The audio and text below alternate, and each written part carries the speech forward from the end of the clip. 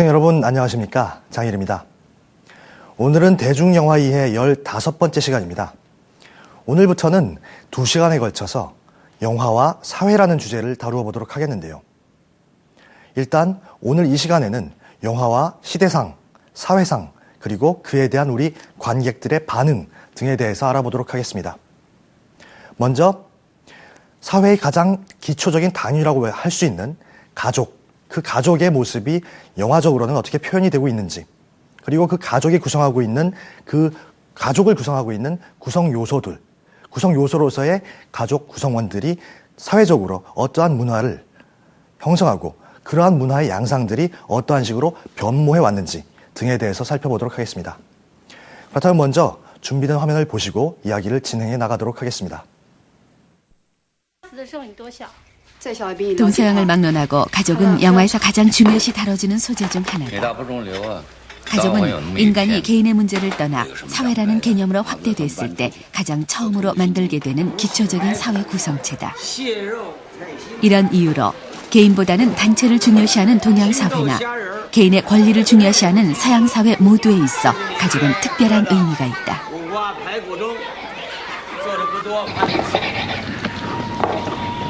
Yes, Nellie, tell me.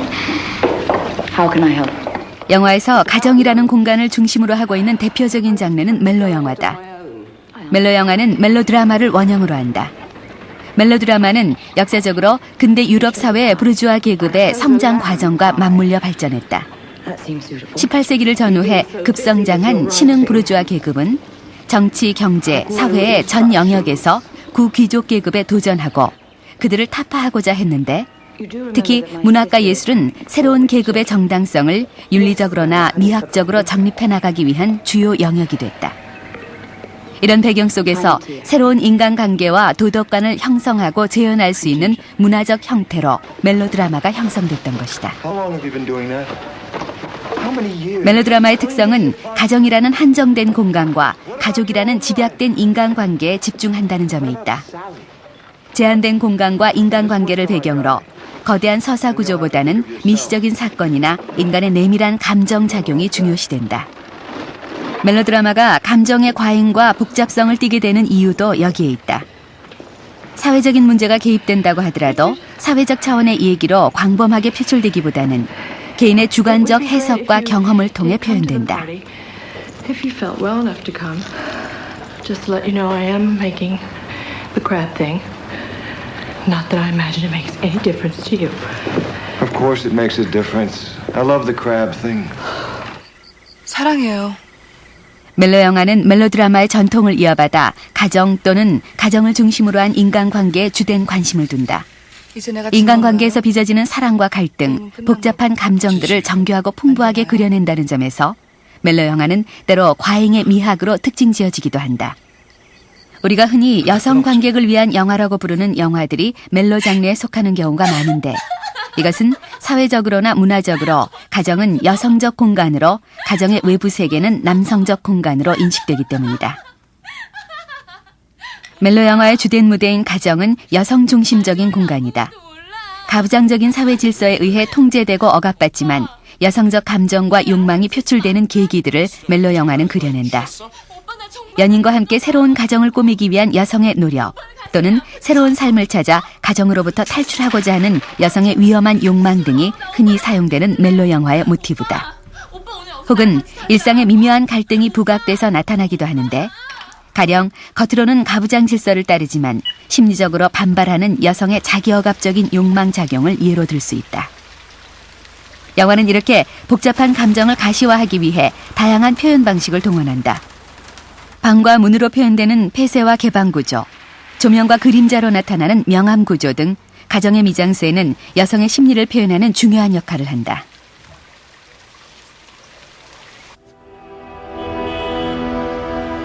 가정의 관계는 사회적으로 확장될 수 있다. 특히 그리스의 오이디푸스 신화가 원용되어 아들의 입장에서 보는 아버지와 어머니의 관계가 자주 사용되곤 한다. 이때 아들이 느끼는 복합적인 감정을 오이디푸스 컴플렉스라고 한다.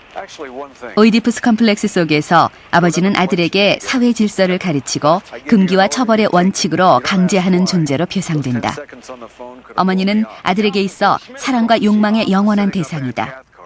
아들은 아버지의 권위와 갈등하며 어머니를 그리워하지만 사회화의 과정을 거치면서 어머니에 대한 유아적 사랑을 포기하고 아버지의 원칙에 따르게 된다는 것이다. 아버지에 대해 반격을 저지른 아들은 종종 아버지에 의해 빼앗겼던 어머니를 되찾으려 시도한다. 아버지의 권위에 반항하는 젊은이의 이야기는 현대 영화의 중요한 주제로 다루어져 왔다. 냉전 시기 미국의 패권 획득을 위한 보수주의 질서로부터 오늘날 신자유주의적 정치 질서에 이르기까지 지배적인 권력 체제는 젊은이들에게 권위와 억압을 동시에 행사하는 아버지와 같은 의미를 지닌다. 혈기왕성한 청년이 국가 조직 혹은 조직을 대표하는 인물의 신뢰와 지도 속에서 온갖 갈등과 고난을 헤쳐가며 어려운 임무를 수행하고 결국 위기에 빠진 국가를 구하는 영웅이 된다는 이야기가 대표적이다.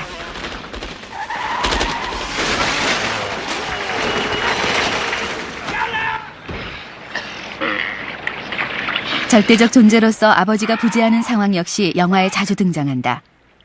아버지의 존재가 사회의 규칙과 금지를 상징하므로 아버지의 부재는 그러한 규범 체계의 부재 상황을 의미하게 된다. 이런 위기 상황은 구성원들에게 일탈의 욕구를 자극하며 공황의 위기에까지 몰고 간다.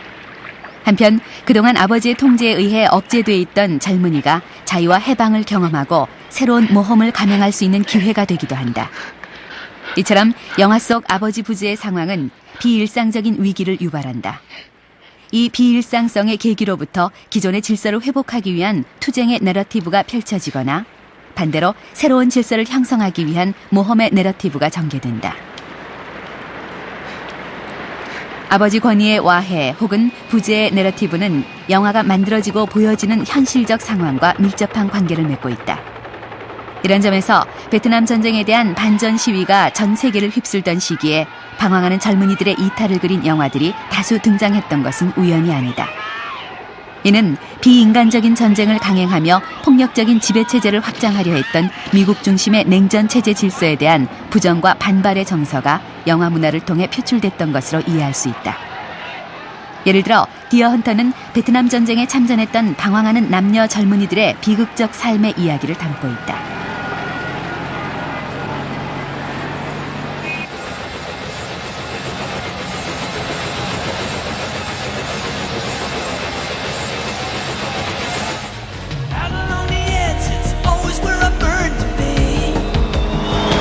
아버지의 부재 상황은 와해되는 사회적 권위를 되세우려는 욕망으로 표출되기도 한다.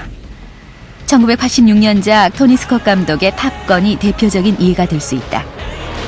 탑건의 주인공 매버릭 데위는 베트남 전쟁 시기 훌륭한 조종사였던 부친의 뒤를 이어 조종사가 된다. 매버릭은 입대하고 얼마 되지 않아 조종사로서 훌륭한 능력을 인정받게 되는 행운아였지만 사고에서 실수로 동료를 잃고 자책과 번민으로 고통을 겪는 시련기에 빠져든다. 그러던 중 여성교관 찰리의 지도와 사랑을 함께 받으며 자기 갈등을 넘어서기 위해 노력하게 된다. 결국 매버릭은 위기에 빠진 동료를 구하고 사회의 승인을 받으면서 영웅의 자리로 복귀하는 데 성공한다. 여기서 찰리는 아들의 성장을 돕는 어머니와도 같다. So I'm too late. You've already left. You didn't learn a damn thing, did you? 그리고 강력하고 장엄한 공군기와 무기들은 아버지가 남겨둔 유산과 같다. 요컨대 탑건은 젊은이가 한때 방황하지만 결국 어머니가 부여하는 애정어린 지원과 아버지의 남겨준 물질적 자원 및 뛰어난 능력에 힘입어 아버지의 이름을 구현하는 가장 모범적인 사회화의 과정을 재현하는 것이다. Bullshit. You can be mine.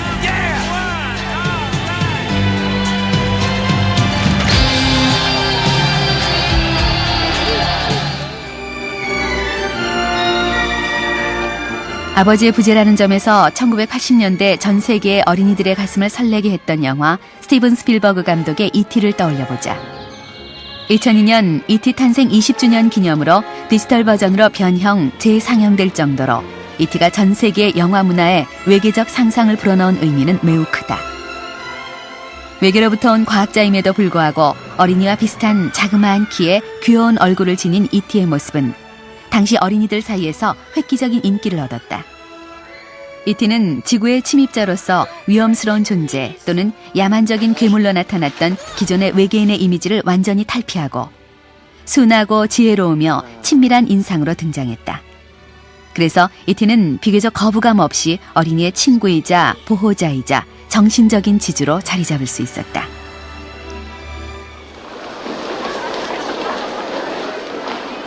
한편 아버지의 부재 상황은 어머니와 아들이 서로 사랑에 빠지게 되는 낭만의 내러티브로 변형되기도 한다. 우리가 흔히 보는 오락 영화에서도 이 주제는 로맨틱 코미디의 요소로서 자주 사용된다. 예를 들어 1980년대 이후 공상과학 영화의 오락적 대중화에 큰 기여를 했던 백 투 더 퓨처는 시간여행이라는 상상적 내러티브를 통해 어머니와 연인의 관계로 새로이 만나는 아들의 모험담을 다룬다. 우연히 기이한 과학자의 실수이자 도움으로 마틴은 타임머신을 타고 과거로 여행하고 당시 여고생인 자신의 어머니와 사랑에 빠지게 되는 것이다. 여기서 시간여행과 같은 상상의 맥락은 자칫 터부시될 수 있는 근친상간이라는 위협적 요소가 안전하게 즐길 만한 오락의 대상으로 조율될 수 있도록 기여한다.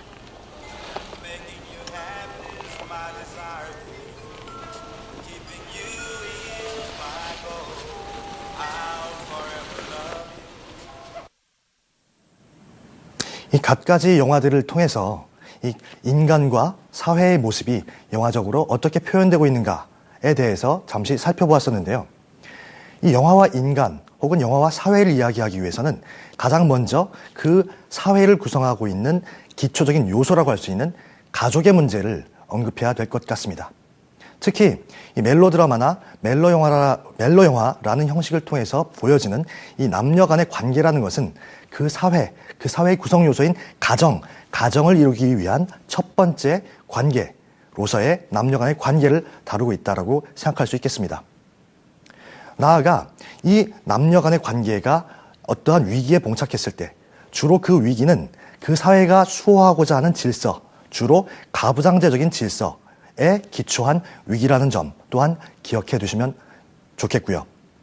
이 가부장제적인 질서의 모습은 나아가 아버지와 아들의 관계, 부자 간의 관계로 확대되어서 영화적으로 표현되고 있다라는 점도 기억해 두시면 좋을 것 같습니다. 그렇다면 계속해서 이 인간과 사회에 대한 내용을, 가족을 넘어선 인간과 사회에 대한 내용을 계속해서 화면을 통해서 살펴보도록 하겠습니다.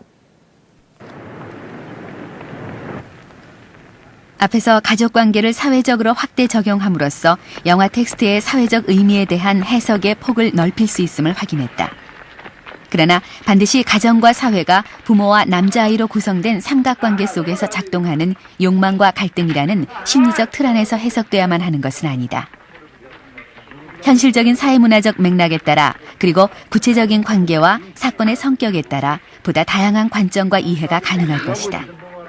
예를 들어 이란의 아바스 키아로스타미 감독의 내 친구의 집은 어디인가에서 초등학교 학생인 아마드가 경험하는 세계는 지금까지 살펴본 서구 도시 중산층 가정 중심의 인간관계와 전혀 다르다.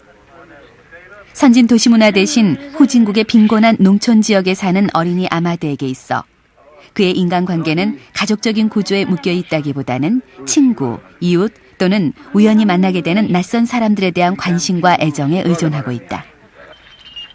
친밀한 가족 간의 보호와 애정 대신 타인과 맺어지는 우정과 신뢰의 가치가 중시된다. 내 친구의 집은 어디인가에 등장하는 사람들은 여느 서구 영화가 그러하듯 성적 매력과 욕망에 집착하지 않는다. 대신 열린 감성과 지혜를 지닌 보통 사람들로서 의미를 지니는 것이다. 이처럼 영화를 통해 재현되는 인간관계를 이해하기 위해서는 그 영화 속 세계를 구성하는 사회 문화적인 특수성을 이해하고 그 각각의 고유한 가치들을 포용하는 열린 자세가 선행돼야 한다. Alicia, where's Ellen? She's gone. 영화의 사회 재현 방식을 파악하기 위해 문화적 다양성에 대한 인식 못지않게 중요한 요소가 바로 역사적 다양성에 대한 이해다. 특히 현대사회에서 진행되고 있는 성질서와 가족관계의 변화는 대중영화의 가정 및 사회 재현 방식에 중대한 영향을 미치고 있다. 기존의 영화에서 당연시되던 성 역할에도 적잖은 변화가 생겨났다. 이런 점에서 최근 들어 돌발 사고에 직면한 가족을 구해내고 사고 뭉친 남편의 반성과 회귀를 유도하는 주부의 모험담을 그린 영화들이 상당수 나오고 있는 현상은 잠옷 흥미롭다. 특히 그 돌발 사고가 남편의 부도덕이나 실수에 의해 야기됐을 때 그 위기를 해결하는 여성의 역량이 더욱 강조되고 정당성을 부여받게 된다. 이렇듯 대중영화를 통한 여성의 능력 신장에 대한 인식과 긍정적인 재현은 현대사회에서 여건이 신장되고 남녀 평등 경향이 확대되면서 더욱 부각되고 있다. 열정적인 여성성과 불안정한 사랑의 역동을 주제로 한 영화들을 만들어온 아드리안 라인 감독은 위험한 정사에서 과잉된 여성성과 욕망이 사회적으로 용인될 수 있는 가능성과 범위를 탐색한다. 이 영화에서 가정의 위험은 부주의하고 불성실한 가장의 실수에서 비롯된다. 남편이 자신의 잘못을 깨닫고 가정으로 돌아오려 할 때 이미 여인의 욕망이 위험 수위를 넘어서 남성과 그의 가족에게 처참한 복수를 가하기 시작한다. 결국 위기에 빠진 가정을 지키는 역할을 담당하는 이는 아내다. 단지 물리적 방어뿐 아니라 악과 부도덕으로부터 가정의 가치를 지키는 정신적 주체로서 어머니로서의 여성의 활약이 펼쳐진다. 이처럼 위험한 정사에는 현대사회 가정와회 현상에 대한 불안한 인식과 그것을 지키려는 사회적인 욕구가 혼재돼 있다. 더불어 문제의 발단과 해결의 주체가 서로 다른 위치에 있는 여성들로 관계 및 작용으로 설정돼 있다는 점에서 여성의 사회적 역할에 대한 대립적인 시각이 공존하고 있음을 알 수 있다.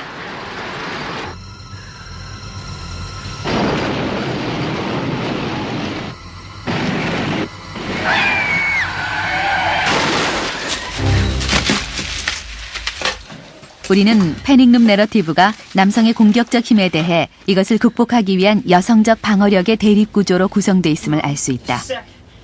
이 영화에 등장하는 모녀 관계는 마치 친구의 그것과 같다. 지적이고 능동적인 어머니 맥과 육체적으로 취약하지만 지혜롭고 사랑스러운 딸 사라는 신뢰와 우정에 근거한 일종의 굳은 동료애로 묶여져 있다. 이 같은 여성적 가정 공간에 대해 무자비하고 야만적인 남성 강도 집단의 침입 행위가 대비된다. 가족을 억압하는 이 집의 공간성은 패닉룸으로 상징된다. 패닉룸 자체가 억압적인 가부장적 체제를 공간적으로 표상하는 것이다.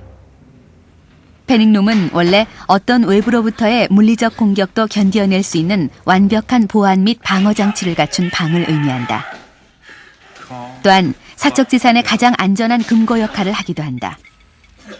따라서 패닉룸은 사적 소유 질서에 근거한 부르주아 가정의 상징인 것이다. 그러나 패닉룸에선 자기 재산의 독점적 소유를 보호하기 위한 이 공간이 오히려 가족을 유폐시키는 공포적인 공간으로 변모한다.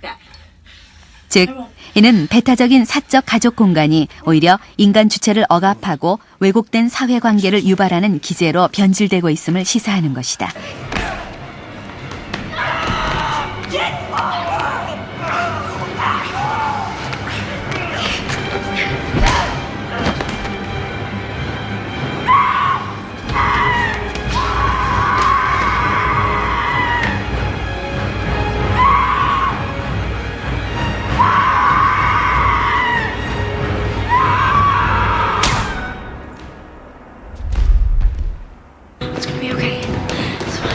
결국 영화는 천신만고 끝에 강도를 물리침으로써 어머니와 딸이 승리를 거두는 것으로 종결된다.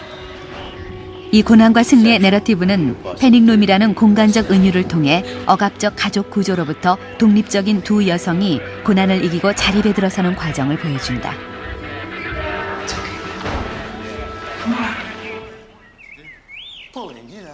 전통적인 가족 형태에 대한 사회적 고민은 세대적 경험의 변화와 밀접한 관계를 맺고 있다. 노령화가 진행되면서 인간의 수명이 상대적으로 짧았던 시대엔 미처 얘기되지 못했던 문제들이 돌출하고 있다. 국내 어느 광고 카피가 압축적으로 선언하듯 나이의 숫자는 중요하지 않다라는 믿음이 현실적으로 나타나고 있는 것이다.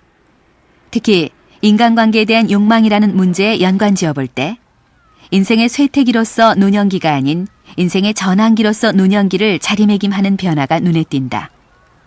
이런 시각에서 본다면 노년기가 소극적이며 자기 억제의 시기이기보단 새로운 삶의 방식을 시도해 볼 수 있는 여유와 변화의 시간으로 재정의될 수 있는 것이다. 자녀가 성장하고 직장에서 은퇴를 맞이하게 되면서 장노년기에 확보되는 시간적, 경제적 여유는 그간 숨가쁘게 살아오는 동안 억제하거나 미처 깨닫지 못하고 지냈던 개인적 욕망을 재발견하는 시기로 재인식되기도 한다. 이런 점에서 어머니는 노년기 여성의 욕망의 문제를 친밀성 구조의 재편성이라는 관점에서 사실적으로 그려낸 영화로 주목된다. I'm so hot. I think I'm burning up.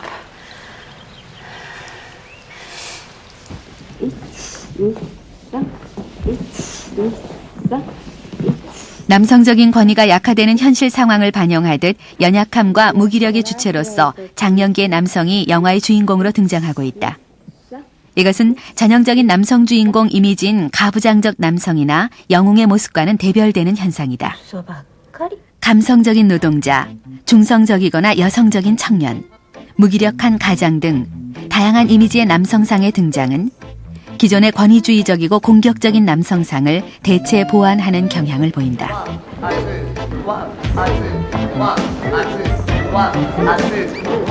수오 마사유키 감독의 쉐리 댄스는 원래 일본에서 제작된 후 피터 첼섬 감독에 의해 쉐리 댄스라는 제목으로 헐리우드에서 리메이크됐다.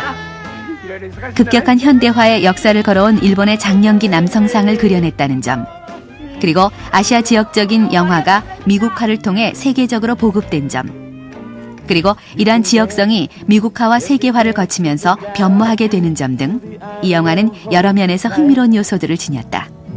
You can smile, every smile for the man who held your hand beneath the pale moonlight. But don't 이러한 새로운 성격의 영화의 등장은 일상의 가족 및 인간관계 맺기 방식이 사회적으로 변화하고 있는 현실을 보여준다. 이 경향이 단지 낯선 나라의 이야기인 것만은 아니다.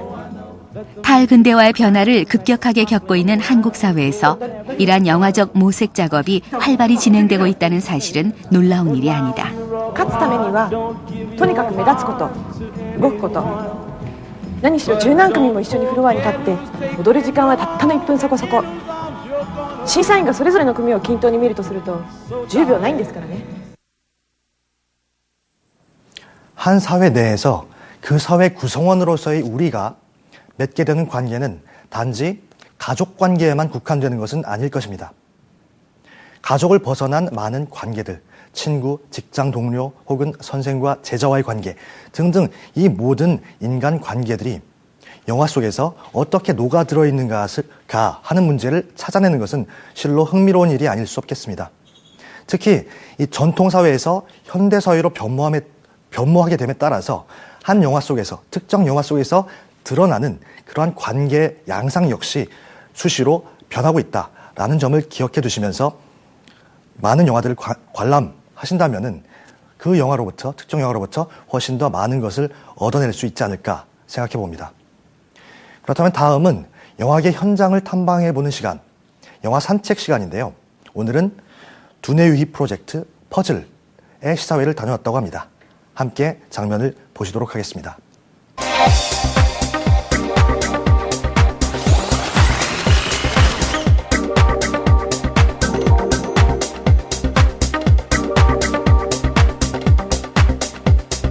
저희들 다시 한번 머리 숙여 인사드립니다. 보시고 나셔서 인터넷에 제 욕하지 마시고 영화 참 잘했다 꼭 댓글 좀 남겨주시기 바랍니다. 아마 시간 순서를 많이 바꿔놓고 이야기를 갖다가 군데군데 띄워놨기 때문에 조합해 나가는 과정에서도 방해를 받았던 것도 사실일 겁니다. 그렇지만 저는 이야기가 기승전결이나 시간 공상으로 가는 것을 별로 원치 않았습니다. 이야기가 각각의 꾸러미들이 변증법적으로 이야기를 풀어나갔으면 하는 게 제 바람이었고 상황 파악하면서 저 친구들이 나올 때까지 기다려.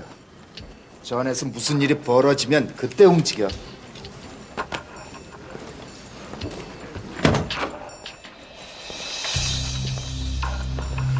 대여금고에는 신청자하고 지정인만 접근할 수 있어. 긴장하지 마. 너희들 이름 다 올려놨으니까. 그동안 사실 제가 영화를 21편, 22편째 뭐 이렇게 되는데 금고 담당자는 여기까지 안 되면 그걸로 끝이야. 선택할 때 이제 아무래도 주제의식이랄까 이런 쪽에 강한 역들을 많이 해왔었고요. 그 영화의 또한 기능인 오락적인 영화에, 오락성이 강한 영화에 그렇게 많이 주전을 해본 경험이 없거든요. 근데 이제 시대도 변해가고 관객과 훨씬 친밀한 재미있고 즐거운 영화 이런 쪽을 그동안 좀 충분히 못했던 것이 아쉬운 마음도 있고 그것이 그래서 이 작품을 선택을 했죠. 그건 안 됩니다.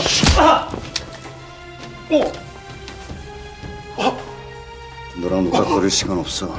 혼자 하는 주인공을 생각했던 영화였으면 아마 출연하지 않았을 거라고 생각하고요. 이 영화에 우선 기본적으로 제가 마음 먹었던 부분은 같이 가야 되는구나. 그리고 내 개인적인 욕심을 다 버리고 같이 공유할 수 있는 그런 영화가 돼야 되는 게 이 영화의 가장 큰 목표고 바람이고 그렇기 때문에 뭐 영화 그 촬영 부분에서 이제 어떤 씬도 드러난 적도 있고 어떤 대사도 없어진 부분에 대해서는 저도 충분히 감독님이랑 얘기를 해서 공감하는 부분이고 또 어쩔 때는 제가 어떤 중첩되는 부분도 있어서 그런 부분에서는 제가 먼저 감독님한테 이런 얘기는 다시 뭐 사실 없어도 될 것 같고 이걸 뭐 현장에서 이 분위기도 씬이 커버가 되니까 이런 대사는 없어도 될 것 같이 얘기해서 많이 뺀 적도 있고요.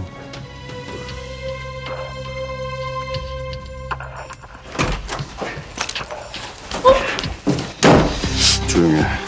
아무도 안 다쳐. 시키는 대로만 하면 저런 일 없을 거야. 응? 좋지?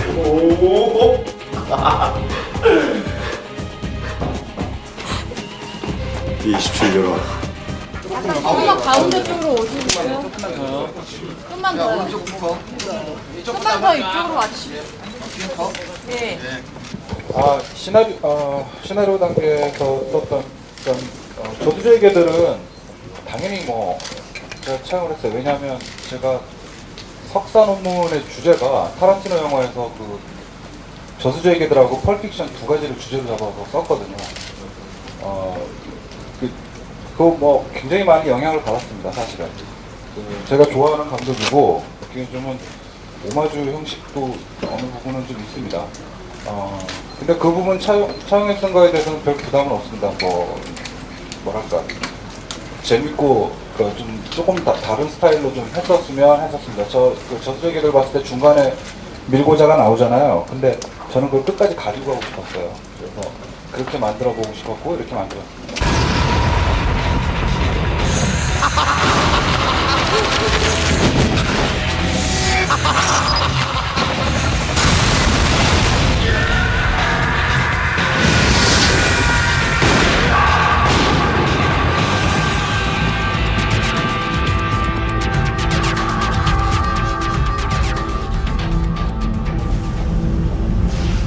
두뇌 유의 프로젝트 퍼즐.